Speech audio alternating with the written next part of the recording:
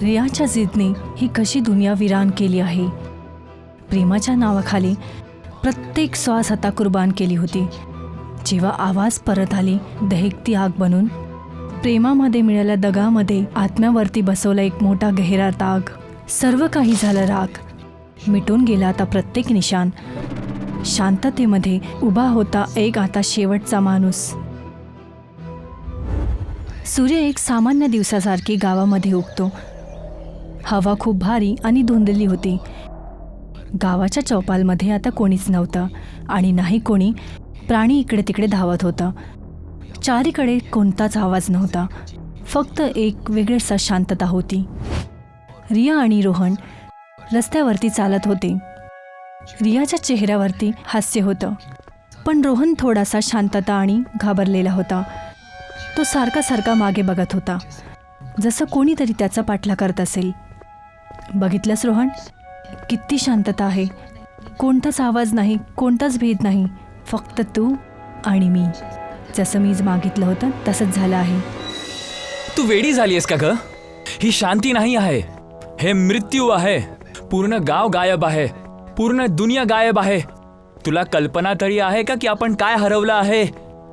आपण काही नाही गमावलं, आपण फक्त आझादी मिळवली आहे. आता आपल्याला कोणाचीच पर्वा करायची गरज नाही.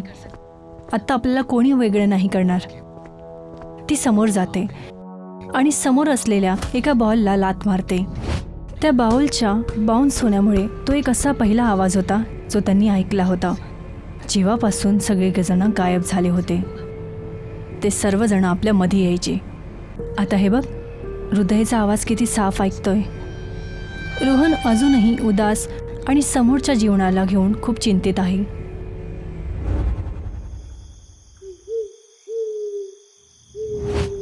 रात्रीला रिया आणि रोहन त्या बंगल्यामध्ये पाय ठेवतात. ती जागा आहे जिथे सर्वजण गायब झाल्यानंतर ते तिथे राहायला आलेत. ही जागा खूप अंधारात आहे. सर्व लोकांच्या गायब झाल्यानंतर थोड्या वेळानंतरच लाईट गेली होती. रिया लगेचच आतमध्ये जाते आणि जवळपास ठेवलेल्या सगळ्या मेणबत्त्या जाळते. हवामध्ये काहीतरी एक वास आहे, जसं काहीतरी सडत आहे. तुला नाही वाटत आहे का? ते फक्त तुझा विचार आहे रोहन. इथे सर्व किती सुंदर आहे.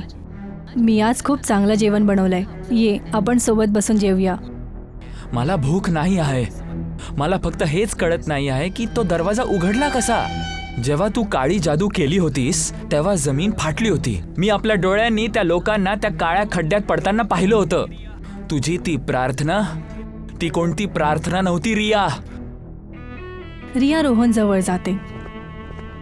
ते प्रेम होतं. माझं तुझ्यासाठी पागलपण. काय तू खुश नाही आहेस की मी तुझ्या सोबत आहे? रिया रोहनच्या चेहऱ्याला हात लावते आणि रोहन झटक्याने मागे जातो.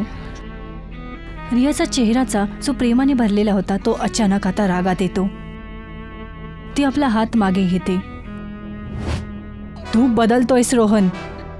तू आता आधीसारखं राहिला नाहीस. रोहन काहीच उत्तर देत नाही आणि तिथून निघून जातो. शेवटी तुला पाहिजे काय रोहन? मी हे सर्व कोणासाठी केलंय? माझं उत्तर दे. रोहन सर्व काही नजरअंदाज करतो आणि तिथून निघून जातो.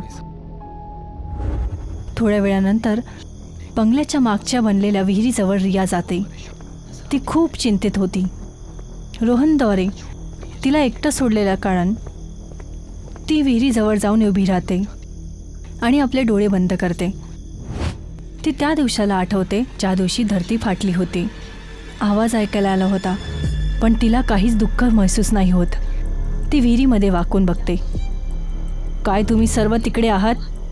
काय तुम्ही बघताय? तो आता फक्त माझा आहे. विहिरीच्या आतमधून हलकासा गुंजण्याचा आवाज येतो की जसं हजारो लोक एकत्र आवाज करत असतील. अचानक रियाला आपल्या खांद्यावरती एक हात महसूस होतो. ती मागे वळते. तो रोहन होता. तू इकडे काय करत आहेस? इकडे या विहिरीजवळ नको येत जाऊस. इकडून खूप आवाज येत असतात. हे आवाजे तुला घाबरवतात कारण तू कमजोर आहेस. ही आवाजे मला माहिती आहेत की माझा आता जीत झाली आहे. जीत? आपण इकडे भुकेला मरत आहोत, पाणी संपायला आलं आहे आणि तू याला जिंकणं म्हणत आहेस. मला भीती वाटतेय की ते राक्षस ज्यांनी तुझी गोष्ट ऐकली होती तो परत येईल. कोणी शैतान नाही येणार. आता आपण फक्त या जगाची राजा आणि राणी आहोत. रोहन अजूनही चिंतेत होता, पण रिया हसीमध्ये आपली दिवस घालवते आणि रात्रही इथे संपून जाते. दुसऱ्या सकाळी रिया आणि रोहन गावाच्या बाजारात असतात. सर्व दुकानं वेळेवरती जसं थांबून गेली असतील. तिथे कोणतीही प्रकारची गर्दी नव्हती, फक्त ते दोघं. रिया लगेचच एका ज्वेलर्सच्या दुकानात जाते आणि आपल्यासाठी काही दागिने शोधते. रोहन दुसरीकडे लगेचच आपल्या बॅगमध्ये राशनचं सामान भरतो. जेव्हा तो दुकानाच्या बाहेर येतो आणि रियाला नवीन दागिन्यांसोबत बघतो तर तो रागामध्ये येतो. या दागिन्यांचं काय करणार आहेस? इथं कोणी बघणारं नाही आहे. आपल्याला इकडून निघायला हवं. शहरात कोणीतरी जिवंत भेटून जाईल. कोणी जिवंत नाही आहे रोहन, आपणच आखरी आहोत. मला हे गाव खूप आवडलं. इथे आपण शांततेने राहू शकतो. शांततेने? मला तुझ्या तोंडाने भीती वाटत आहे. तू एक अपराधी आहेस. तू सगळ्यांना मारून टाकला आहेस. माझी आई, माझा भाऊ सगळे मरून गेले, तुझा फक्त त्या एका हट्टामुळे. मी तुला निवडलं होतं रोहन, काय ते बस नाही आहे? मी सर्वांना गमावलं कारण आपण सोबत राहू शकू. तुला माझं कृतज्ञ व्हायला हवं. रोहन तिला रागाच्या नजरेने बघतो. तो आपला बॅग उचलतो आणि त्या बाजाराच्या मधोमध तिला एकटं सोडून तिथून निघून जातो. रिया तिथेच उभी राहते. तिचं हास्य आता एकदम फिकं झालं होतं. रात्रीला रिया तुटलेल्या फर्निचरवरती छोट्याशा आगेवरती जेवण बनवत होती. रोहन खिडकीजवळ बसला होता. अंधारामध्ये तो बाहेर बघत होता. वातावरण आता भारी झालं होतं. त्यांच्यामध्ये आता कोणतंच प्रेम नव्हतं वाचलं, फक्त शांतता आणि कडवाटपणा राहिली होती. जर मला माहिती असतं की तू एवढी वेळी असशील तर मी तुझ्याशी कधीच बोललो नसतो. मी तुझ्यासोबत आपली वेळ वाया घालवली. वेळ वेस्ट केलं? मी तुला माझ्या जीवापेक्षा जास्त प्रेम केलं. जीवापासून माझ्याशी प्रेम केलंस? ते प्रेम नव्हतं रिया, तो तुझा ताबा होता.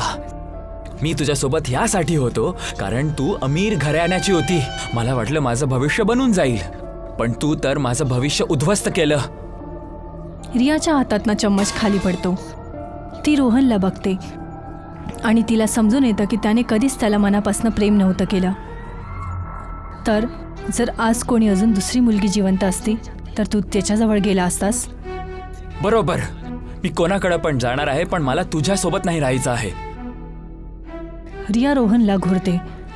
तिच्या चेहऱ्यावरती राग आणि नफरत एकत्र येतात. ती आता एकदम राक्षससारखी दिसते आणि घराच्या चारीकडे हालचाल चालू होते. ती स्वतःला नाही समजत की काय होत आहे. रोहन घाबरून आपला जीव वाचवण्यासाठी घराच्या बाहेर धावतो. रोहन, रोहन, माझ्यासाठी थांब. रिया घराच्या बाहेर धावून तिच्या मागे पाठला करते. एक मोठा भूकंप येतो आणि गावाच्या मधोमध एक मोठासा होल गड्डा होतो. तो गड्डा जळणाऱ्या आगीसारखा लाल आणि गरम दिसतो आणि हवेमध्येही जळणाऱ्या कोळशाचा आवाज पसरत होता. मनुष्यासारख्या आकृतीची असणारी प्रकृती बाहेर येते.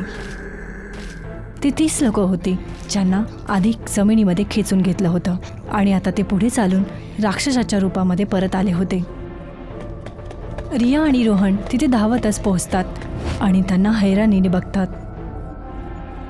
नाही, ते परत येत आहेत. पळ रिया, पळ. रोहन आपला जीव वाचवण्यासाठी खूप जोरात धावतो आणि रियाची पर्वा न करता धावतो. रिया एकटीच राहून तिथे उभी राहते. तिला समजतं की ती खरंच आता ती शेवटची मनुष्य आहे, कारण रोहन आता कधीही त्याच्यासोबत नव्हता. ती आकृती तिला घेरतात. रिया रडत नाही, पण ती स्वतःला त्यांच्या हवाले करते. ही दुनिया तुमच्या लोकांसाठी नाही बनली, ही त्या आत्मांसाठी बनली आहे जे एक दुसऱ्यांची पर्वा करतात. पृथ्वीवरती आता कोणीही मनुष्य नाही वाचला. पृथ्वीच्या अस्तित्वाचं कोणतं मतलब नाही राहिलं.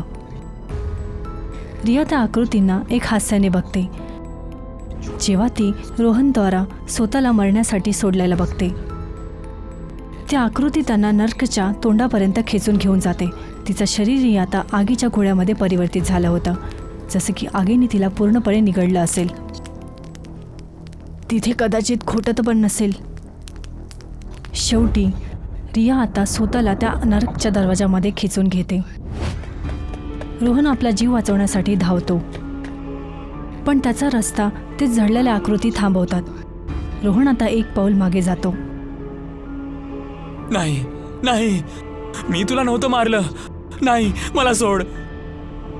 ते सर्व रोहनला पकडण्यासाठी समोर जातात, पण अचानक एक हवेचा तुफान येतो जो सर्व आकृतींना त्या नर्कच्या दरवाजाकडे खेचून घेऊन जातो. ते सर्व परत त्या आगीमध्ये समावित होतात आणि तो दरवाजा परत बंद होतो. सर्व काही पहिल्यासारखं शांततेमध्ये मिळून जातं. दुसऱ्या सकाळी गाव पूर्णपणे परत खाली होतं, पण ह्या वेळेला इथे घरही पूर्ण मातीमध्ये परिवर्तित झाले. झाडंही राखीमध्ये परिवर्तित झाले. आकाशामध्येही खूप कास्त काळपणा आलं होता. रोहन त्या राखीच्या रेगिस्तानमध्ये उभा होता. तो आता खरंच एक शेवटचा मनुष्य राहिला होता. नाही. कोणीही त्याला नाही ऐकत, इथपर्यंत की भूतही नाही.